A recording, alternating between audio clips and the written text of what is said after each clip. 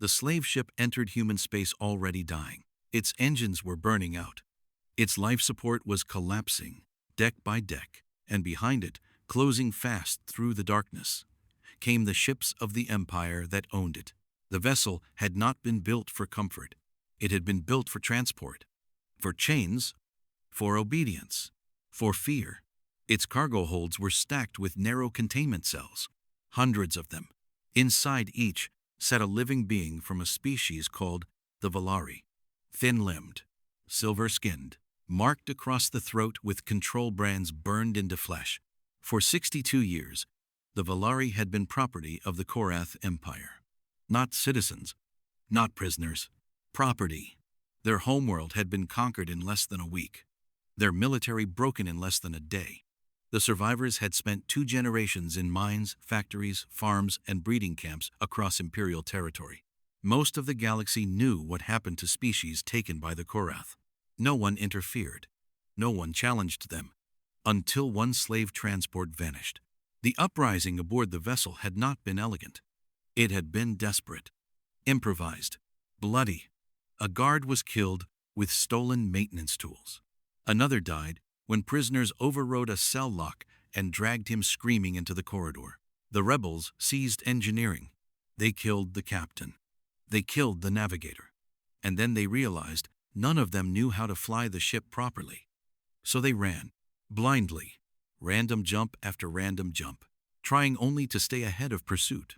By the time they found Sol System, they had no fuel left, no food reserves, and no plan beyond survival. They sent one message toward the blue world below. A simple, repeating distress signal translated through damaged software into broken trade tongue. Please, help. They will take us back.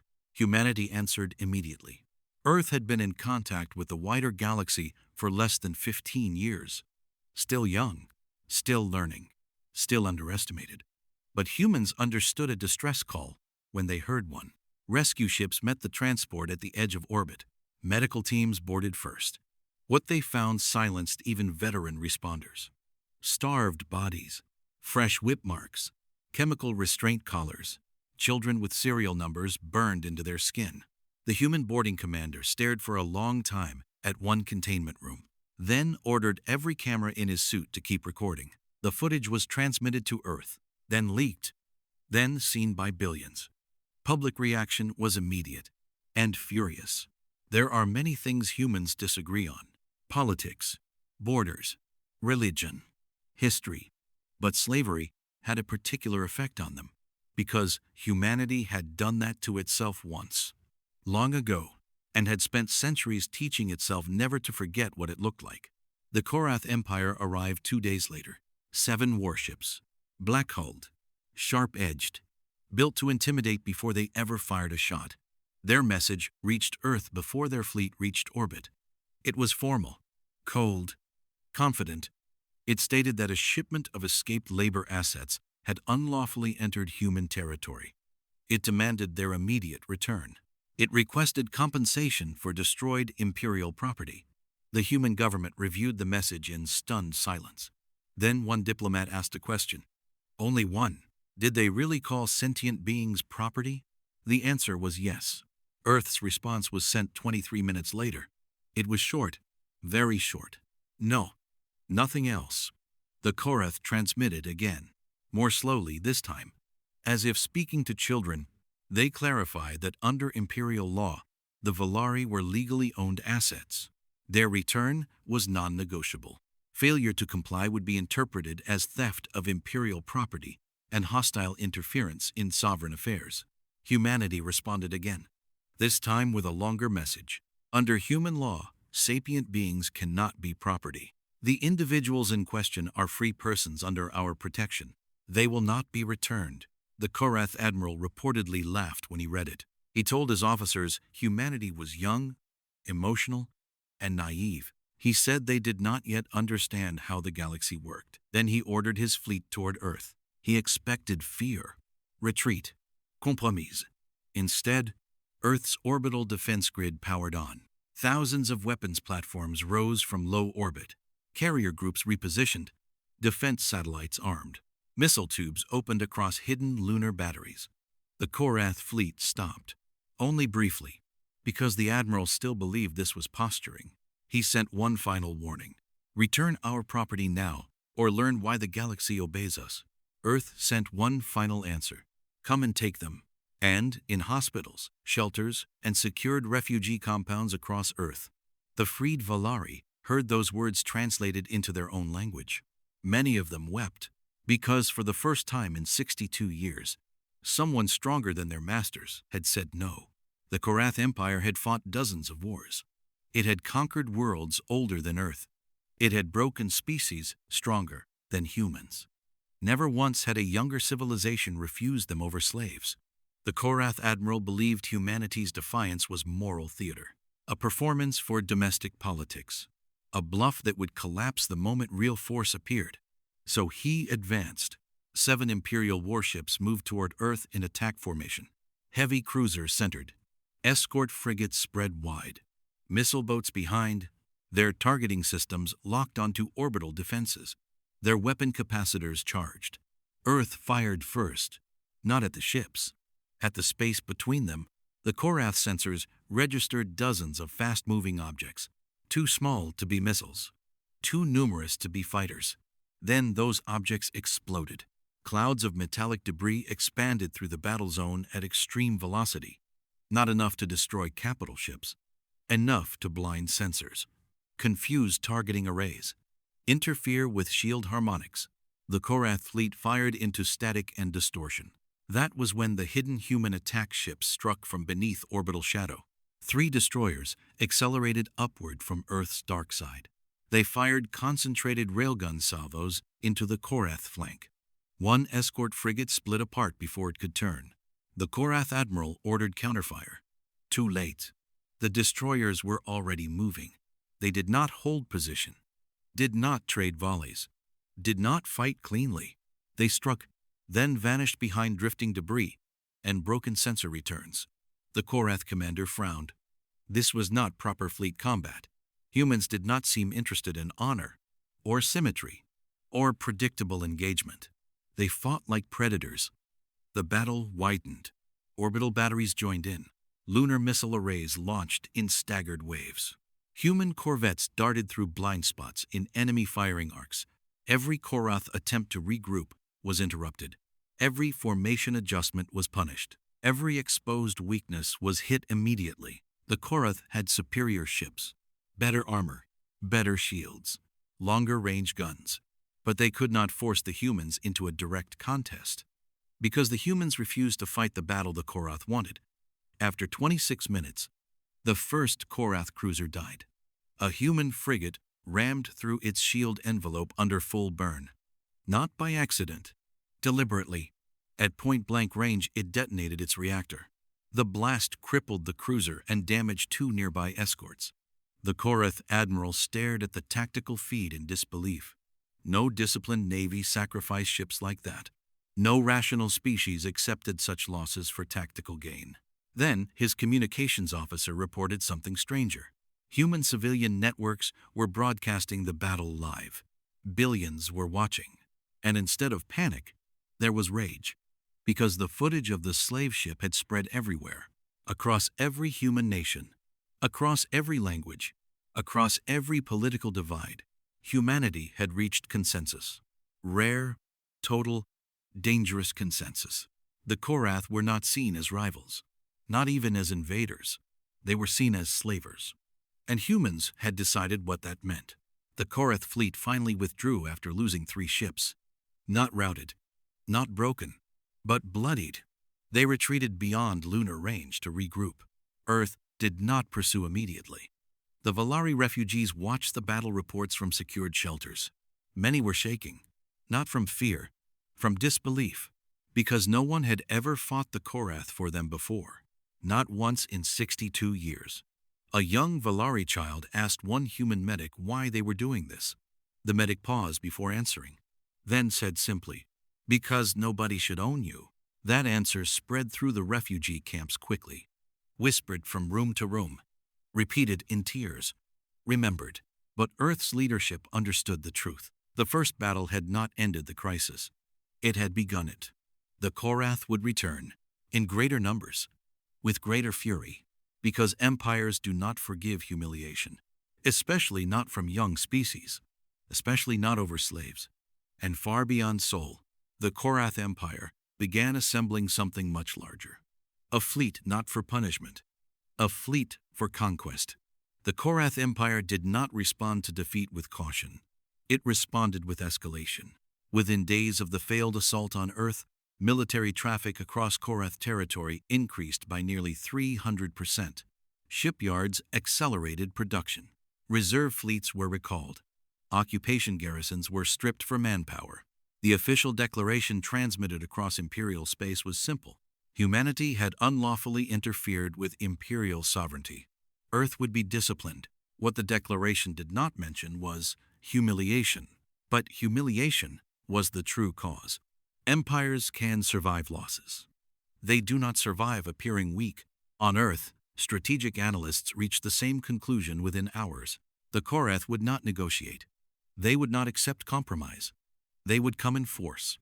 Humanity began preparing for a war it had not expected to fight this soon. Factories shifted to military output.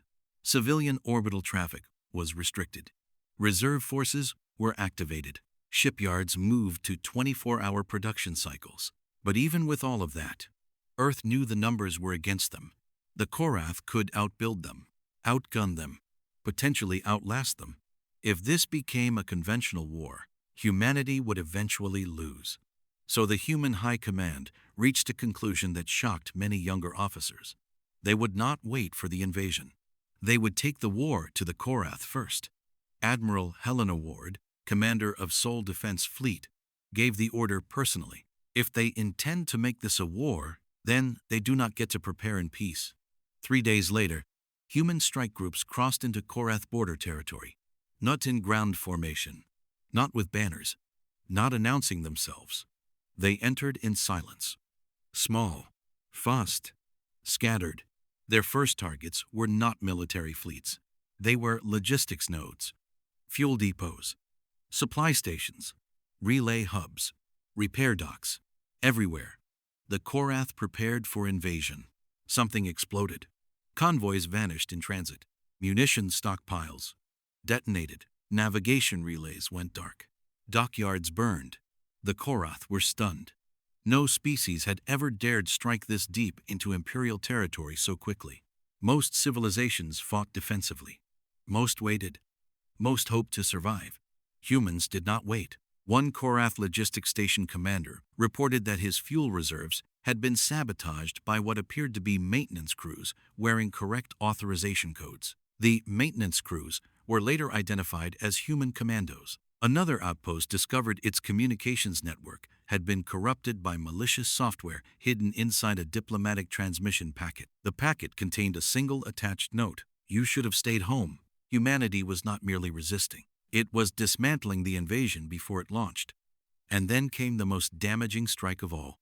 A human black operations team infiltrated Korath Registry Nexus 7, a data fortress deep inside Imperial territory, one of the most secure information vaults in the Empire.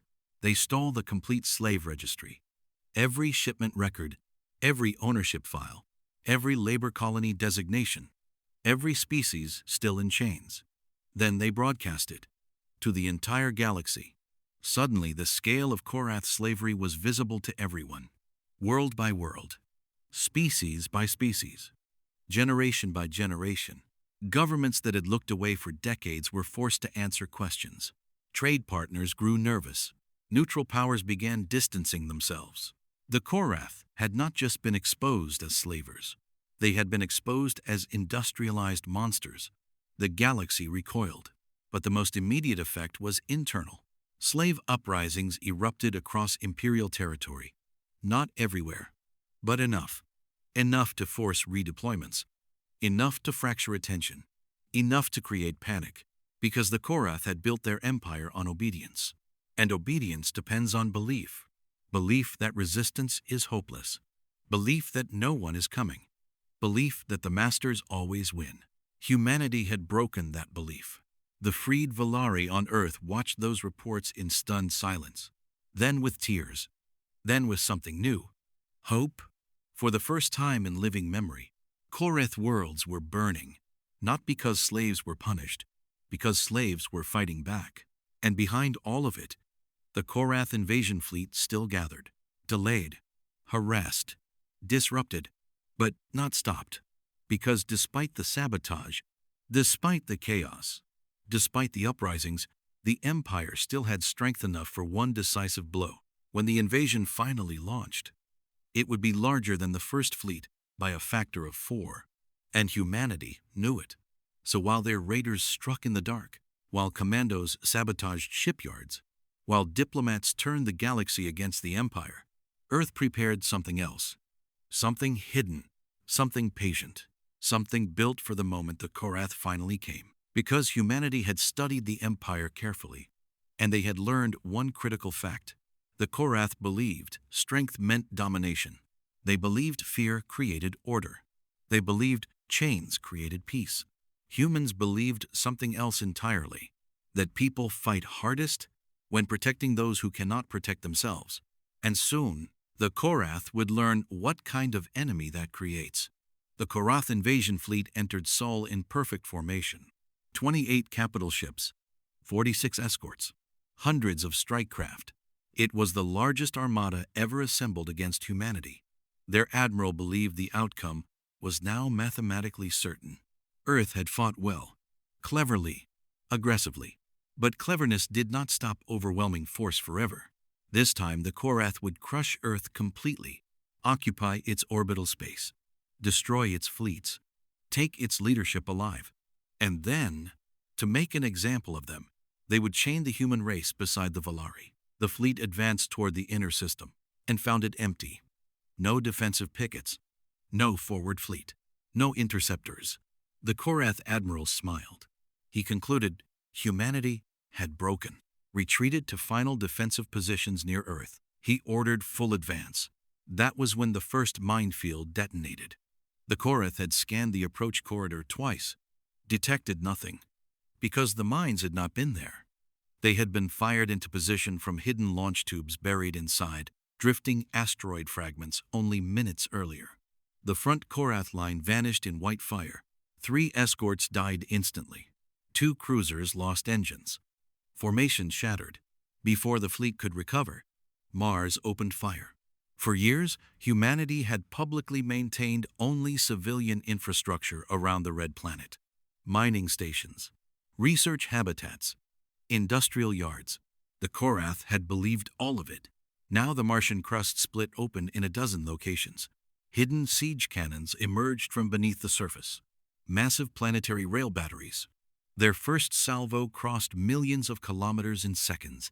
Kinetic strikes slammed into the Korath center formation with catastrophic force. Armor crumpled. Shields overloaded. Ships died before alarms finished sounding. The admiral screamed for evasive maneuvers. But the attack had only begun. Human warships surged from behind the moon, from orbital shadows, from silent cold positions near abandoned stations. They had been waiting for days. The Korath were trapped between overlapping kill zones. Mars ahead, Earth defenses behind, moon batteries above. Human fleets striking from both flanks. The admiral realized the truth too late. Earth had never intended to stop the invasion at the border. They had wanted the Korath deep inside the system, close enough that every hidden weapon could fire. Far enough in that retreat would be chaos. The battle became slaughter. Human ships attacked in fractured, impossible vectors. They crossed through their own firing lanes, cut engines mid-burn, used debris fields as cover, accepted damage to gain position. They fought like beings unconcerned with textbook tactics. Because they were. A Korath cruiser turned broadside to engage Earth's orbital ring defenses. A human corvette rammed directly into its weapons array. The corvette died. The cruiser lost its main batteries. Seconds later, Earth's defense platforms tore it apart. Human losses mounted quickly. Ships burned. Stations shattered. Thousands died. And still, the human fleet kept advancing. A Valari refugee watching the battlefield from a shelter asked a human officer why their ships were moving toward the enemy instead of away from them. The officer answered without looking away from the screen. Because if they reach Earth, they reach you. That answer spread through the refugee shelters. Many wept openly. Some simply stared in silence, unable to understand a species willing to die for strangers. The Korath admiral attempted retreat after 2 hours of fighting. He found the jump lanes gone. Human gravity disruption platforms activated across the outer retreat corridor. Emergency escape vectors collapsed. Faster-than-light drives destabilized. The fleet was trapped in real space. There would be no orderly withdrawal, only survival. And the Korath had never trained for survival. They had trained for victory. By the 4th hour, their formation was gone. By the 5th, command cohesion had collapsed. By the 6th, ships were surrendering individually. The flagship held longest, until a battered human battlecruiser punched through its escort screen and crippled it at near suicidal range. The invasion was over. But the war was not. Because as wreckage burned across the skies of Sol, humanity's leadership made a decision. A decision that would change the entire galaxy. They would not stop at defense. They would not settle for peace. They would not simply survive. They would end the Korath slave empire entirely. The destruction of the invasion fleet should have ended the war. By every conventional standard, it was enough. The Korath had lost their largest expeditionary force. Their military prestige was shattered. Their enemies across the galaxy were watching. Most species would have negotiated from that position. Most would have accepted reparations. Most would have declared victory and gone home. Humanity did not, because this had stopped being about Earth the moment they saw the slave ship. The human government issued a formal statement 3 days after the Battle of Sol. It was transmitted on every major galactic frequency, translated into hundreds of languages, archived permanently by every serious government in known space. It read, "The Korath Empire has demonstrated industrialized enslavement of multiple sapient species. Humanity considers this an ongoing crime against sentient life. We will continue military operations until all slave populations under Korath control are liberated." The galaxy reacted with disbelief. Earth was not announcing retaliation. It was announcing abolition by force. And then humanity invaded. Not with a single grand fleet. Not in one glorious campaign, but in dozens of coordinated strikes across Korath territory. Human task forces hit slave processing centers first, then labor camps, transport hubs, overseer compounds, security stations. Wherever chains existed, human soldiers arrived. Korath resistance collapsed faster than expected, not because the empire lacked weapons, because its structure depended on fear, and fear had been broken. Slave populations rose in rebellion behind human lines. Entire work camps turned on their guards.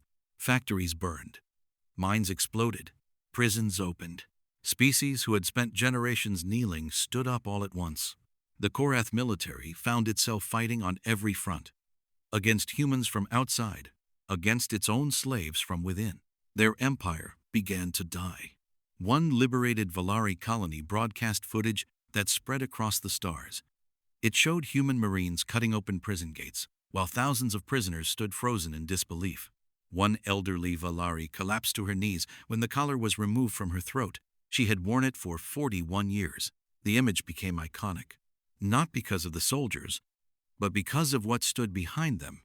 A human banner, simple, black field, white lettering, no chains under human sky. Within 6 months, the Korath Empire fractured. Governors surrendered systems to avoid destruction. Military commanders defected. Subjugated worlds declared independence. The Korath throne world itself fell after a siege of 11 days. Its rulers were captured alive. They expected execution. Humanity put them on trial instead.